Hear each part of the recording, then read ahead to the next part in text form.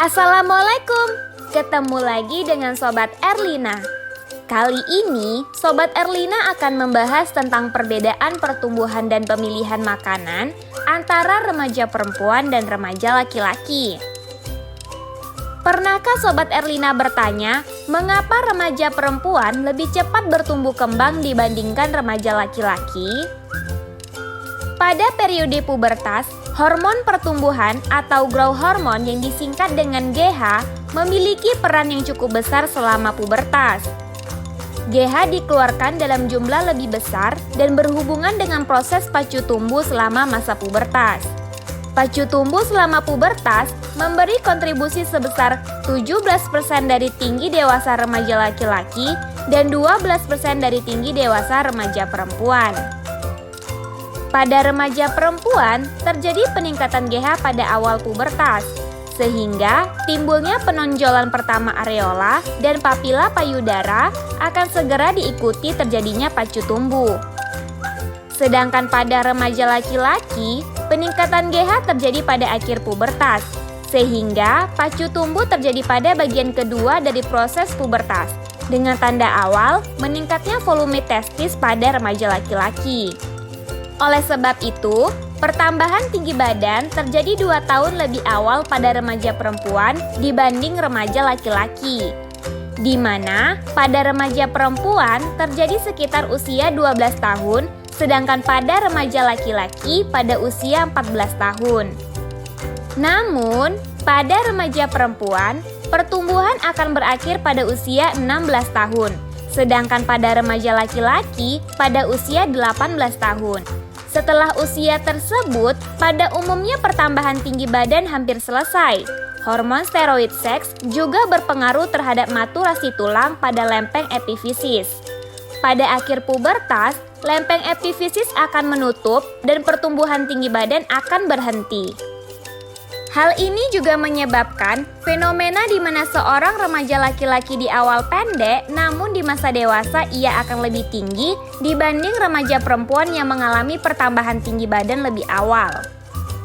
Perubahan fisik yang cepat dan terjadi secara berkelanjutan pada remaja perempuan menyebabkan para remaja perempuan sadar dan lebih sensitif terhadap bentuk tubuhnya dan mencoba membandingkan dengan teman-teman sebaya. Jika perubahan tidak berlangsung secara lancar, maka berpengaruh terhadap perkembangan psikis dan emosi remaja. Terkadang timbul ansietas, terutama pada remaja yang tidak dipersiapkan untuk menghadapinya. Bahkan akan menimbulkan pikiran tentang body image negatif. Remaja yang menggunakan persepsi atau pikiran mengenai body image negatif dapat mengakibatkan gangguan citra tubuh.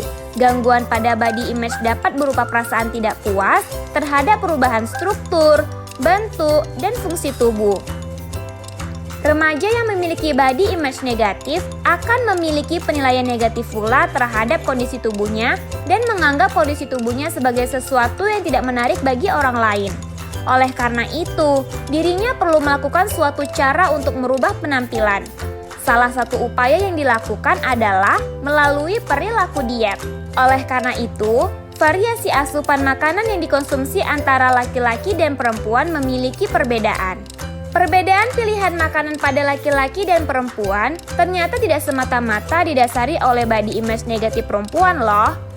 Namun, juga dipengaruhi oleh selera dan indera pengecap serta pola pikir maskulin dan feminim. Selera dan indera pengecap.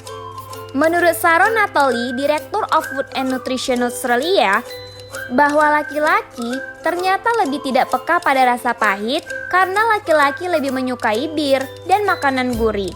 Sebaliknya, perempuan lebih peka terhadap rasa pahit, karena itu perempuan cenderung memilih makanan manis. Terlebih untuk perempuan, makan bisa menjadi hal yang rumit dan perasaan bersalah bisa mempengaruhi pilihan makanan. Sementara, kebanyakan laki-laki tidak berpikir 2 kali terhadap konsekuensi menyantap hidangan, kecuali untuk laki-laki yang obesitas dan atlet. Menurut Tracy Favors, selaku psikolog konsultan kesehatan performance perspektif Brisbane, Australia, mengatakan bahwa laki-laki biasa lebih cenderung tidak memikirkan pilihan makanan, sudut pandang maskulin dan feminim. Sebuah artikel di Guardian.com yang berjudul The Truth About Men, Women, and Food menuliskan bahwa makanan tertentu sudah lama menjadi lambang maskulinitas dan feminim. Von Bishop Weston adalah ahli gizi Harley Street yang setuju bahwa laki-laki tertarik pada lemak, daging, dan protein. Tetapi itu bukan karena kebutuhan evolusioner melainkan karena sosialisasi. Remaja laki-laki didorong untuk memiliki selera makan yang besar sejak usia sangat muda, sedangkan remaja perempuan memiliki lebih banyak ketertarikan emosional dengan makanan, bisa dikarenakan tekanan media. Pemikiran remaja laki-laki bahwa ia harus mengonsumsi banyak protein supaya kenyang menjadi salah satu perbedaan pola makan dengan remaja perempuan. Hal ini disetujui oleh Profesor Lauren Williams dari University of Newcastle School of Health Science. Ia menyatakan, sosialisasi lingkungan adalah faktor utama yang menentukan apa yang akan kita makan. Dalam budaya barat, daging dianggap sebagai simbol kekuatan dan maskulinitas. Kim Tarak, selaku penulis The Great Aussie Blog's cookbook kepada News Corp Australian Papers, mengatakan bahwa laki-laki cenderung berpikir makan belum lengkap tanpa hidangan protein jumlah besar. Saat perempuan mengonsumsi risotto sebagai makanan utama, untuk laki-laki hidangan tersebut adalah makanan pembuka. Dilansir dari Time, sebuah penelitian berjudul Macho Nachos yang dipublikasikan pada jurnal sosial psikologi menyatakan bahwa sebuah cara tertentu dalam pengemasan makanan, terutama yang menyangkut gender, dapat mempengaruhi pikiran seseorang tentang rasa makanan tersebut. Luke Juk sebagai peneliti, Macho Nachos berlatar belakangi dari stereotip budaya yang mengatakan bahwa perempuan cenderung mengonsumsi makanan yang lebih sehat dibandingkan laki-laki. Pada penelitian tersebut, Ju memiliki partisipan sebanyak 93 orang dewasa dan memberi mereka dua jenis makanan yang dianggap maskulin dan feminim. Dari percobaan pertama, diketahui bahwa laki-laki memang cenderung memiliki makanan yang dianggap maskulin dan kurang sehat, seperti ayam goreng dan kentang goreng. Sedangkan perempuan memilih makanan yang lebih sehat dan memiliki kesan feminim, seperti ayam panggang dan kentang rebus. Selanjutnya, digunakan sebuah makanan yang sama yaitu blueberry muffin dengan cara pengemasan yang berbeda.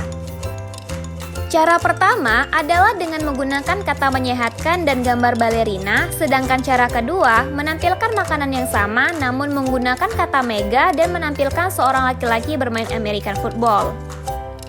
Pada penelitian tersebut, diketahui bahwa ternyata muffin dengan penampilan lebih macho mendapat penilaian yang lebih buruk karena dianggap sebenarnya merupakan makanan yang feminim walaupun dengan desain yang maskulin. Selain itu, muffin tersebut juga dianggap tidak enak walau sebenarnya menggunakan jenis yang sama dengan muffin sebelumnya.